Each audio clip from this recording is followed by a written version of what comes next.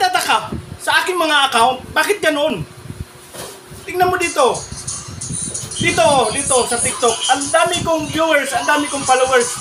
Bakit hindi pa rin ako monetize?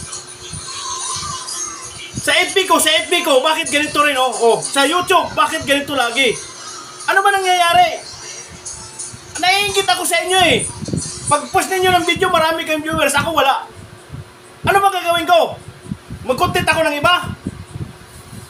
Puro na lang kasi kayo sila, puro na lang maganda ang inyong pinupuri. Paano ako? Lagi na lang kayong ganyan. Wala na akong videong viral. O tingnan mo, wala. Hanggang ngayon, hindi pa rin ako na-monetize ni YouTube, ni TikTok. Tsaka ni FB Reels. Bakit? Meron ba kayong paborito? Joke lang.